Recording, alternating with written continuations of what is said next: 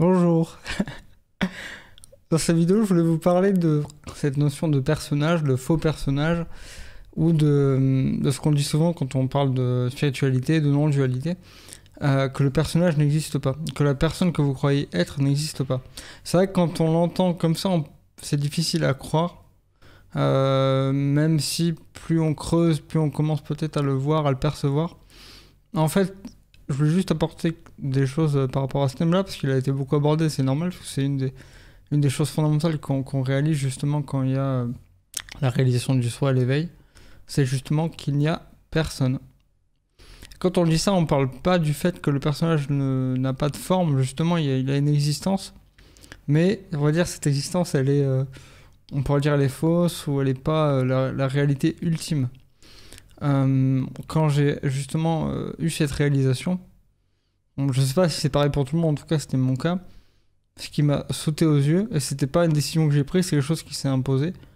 En fait, je me regardais dans le miroir, et juste j'ai vu, mais c'est pas une vision avec les yeux, enfin comment dire, avec les yeux, c'est pas une couleur, c'est pas une vision d'image, c'est juste qu'on constate que ce qu'on croyait être n'existe pas, et pourtant on est toujours là, justement.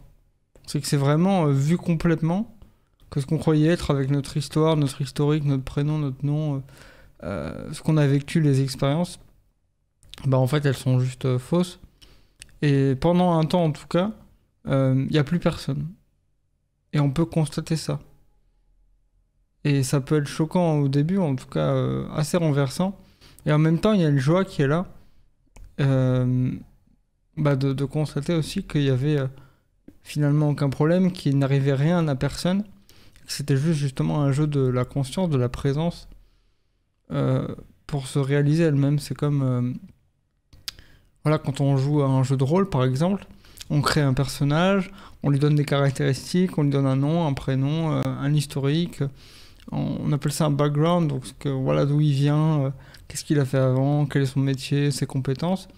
Et en fait on joue à ça, on se prend pour le personnage. Bah, dans la vie de tous les jours, c'est exactement la même chose. C'est exactement la même chose. Voilà. Et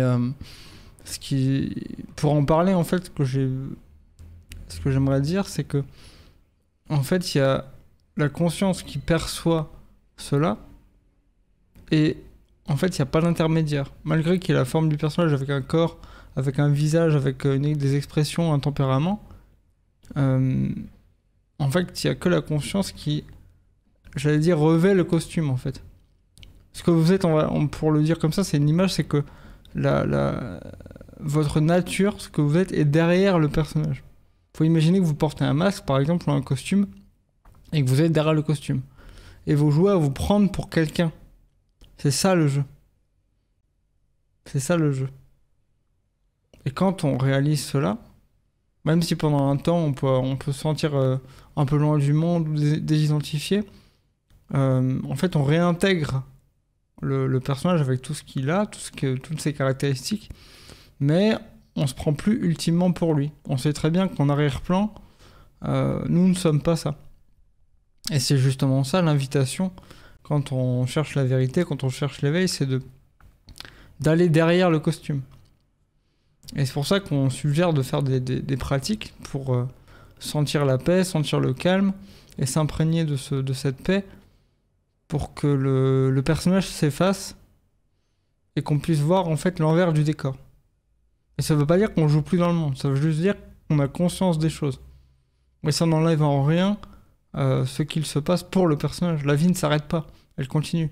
Mais elle continue à partir d'un point de vue, entre guillemets de point de vue, différent. Donc si il devait y avoir une espèce de pratique là qui me vient, c'est simplement de... Vous pouvez par exemple là vous regardez cette vidéo, vous entendez cette vidéo avec le sens de l'ouïe, les oreilles. En fait donc le sens il est extérieur, il est projeté vers l'extérieur, et l'exercice tout simple c'est de retourner l'attention consciente qui entend ou qui voit vers l'intérieur. Par exemple avec la vue, vous pouvez par exemple constater qu'il y a quelque chose, quelqu'un on va dire qui voit, ok, avec les yeux. Mais si vous fermez les yeux, vous voyez plus rien. Vous voyez plus d'image, vous voyez du noir par exemple, vous voyez du noir ou du vide. Et pourtant, il y a une conscience qui constate ça, qui voit par exemple que le sens a changé, qu'on est passé d'images en couleur à un fond noir. Si vous arrivez simplement à rester là et à constater cette présence, bah vous y êtes. C'est ça l'éveil. C'est tout simple. Et c'est justement trop simple pour le mental, pour la personne que vous croyez être, parce qu'on attend souvent une récompense, quelque chose de mystique, d'un feu d'artifice, quelque chose qui dit c'est bon, je suis arrivé. Mais en fait, vous y êtes déjà. C'est simplement que vous rajoutez des choses par-dessus et vous dites je suis ça, je suis une pensée, une émotion, une personne qui a une carrière, qui a des principes, qui a des valeurs. Et c'est ok, on peut jouer à ça autant que vous voulez. Mais bon, je pense que si vous regardez cette vidéo, c'est que vous cherchez ce qu'il y a derrière. Donc voilà l'idée. Voilà ce que je voulais vous partager. À bientôt.